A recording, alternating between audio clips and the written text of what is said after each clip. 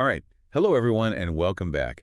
We're diving into another crucial current affairs topic today. Definitely something you UPSC aspirants will want to have in your notes. Absolutely. This is one you won't want to miss. It's a big one, too. We're talking about U.S.-India trade relations. And get this, the goal is to hit $500 billion in bilateral trade by 2030. Ambitious, to say the For least. sure. And we're going to unpack all of that right here, right now.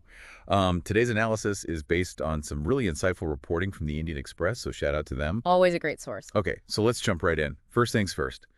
India and the U.S. have agreed on this new bilateral trade agreement, or BTA. Right. And it's important to understand what that actually means, what a BTA is, because it's not the same as a full free trade agreement. Yeah, a BTA. What is that Think exactly? of it like this. It's more focused, more targeted than a full-blown FTA. Yeah, So, like, a free trade agreement is like, I don't know, trying to eat everything at a buffet. You want to try it all. But with a BTA, it's more like picking your favorite dishes. I like that analogy. So in this case, the focus is on tariffs, on non-tariff barriers, and on just making the whole trade process smoother and easier. Got it. Focusing on the things that matter most, right? Exactly. Okay, so this deal, this BTA, doesn't this kind of go against the whole most favored nation idea? You know, that principle of treating all your trade partners equally.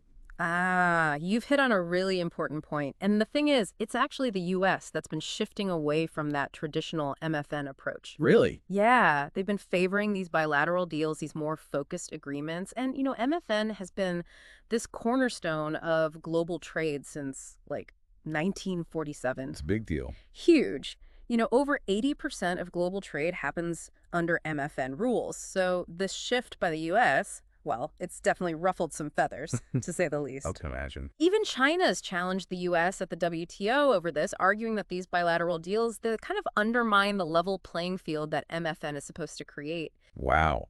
Okay, so the articles we have, they point out these specific sectors where India and the U.S. have these, like, complementary strengths. Right. Is that where they see the potential for this massive $500 billion target? Yeah, exactly. It's about playing to each other's strengths, Really right? makes sense. So think about it like this. The U.S. is like this, manufacturing powerhouse. They're great at producing things like, I don't know, advanced plastics, metals, precision instruments, all that high-tech stuff. Right, right. And then you have India. India's got this strong base in agriculture and construction materials, think vegetable products, processed foods, stones, all that kind of stuff. So they each bring something unique to the table. Exactly. So do you think this could help to, like, shrink the trade deficit between the two countries? It definitely has that potential. By focusing on areas where each country has a natural advantage, you're likely to see a more balanced trade relationship.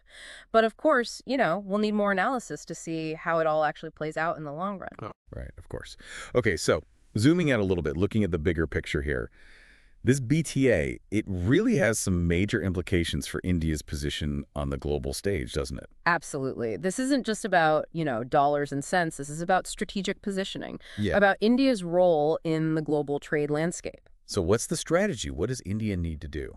Well, the Prime Minister's office needs to be really, really adaptable and fast. They need to be able to react quickly to how global trade is changing, and that can be tough. I bet. So for our UPSC aspirants listening, what are the key takeaways here? What do they absolutely need to know? Okay, here are a few things to keep in mind. First, pay close attention to how India uses this thing called the Compact Agreement. It's a way for India to overcome trade barriers and get better access to U.S. markets. Compact agreement, got it. Second takeaway, learn from how the U.S. approaches trade, especially their use of tools like tariff rate quotas. These can be really important when it comes to making policy decisions. Tariff rate quotas. And then the third thing, and this is a big one, India has this real opportunity to team up with other developing countries and really champion the MFN principle. Make sure there's a stable and fair trade system for everyone. So important. Okay, so just to recap everything for everyone studying for those UPSC exams, understanding these trade dynamics, it's crucial for both mains and prelims. We're not just talking about economics here. This is about global power dynamics, Yeah, about India's place in the world. exactly. And here's a thought for you all as you continue studying. How can India balance its own economic interests with, upholding a fair global trade order? It's a tough question, but it's one you, as future policymakers, might have to answer one day. Something to ponder. Definitely. And as always, don't forget to like, subscribe, and leave your questions in the comments. We love hearing from you. And again, massive thanks to the Indian Express for their awesome analysis, which made this deep dive possible. Keep those brains buzzing, everyone. See you next time. See ya.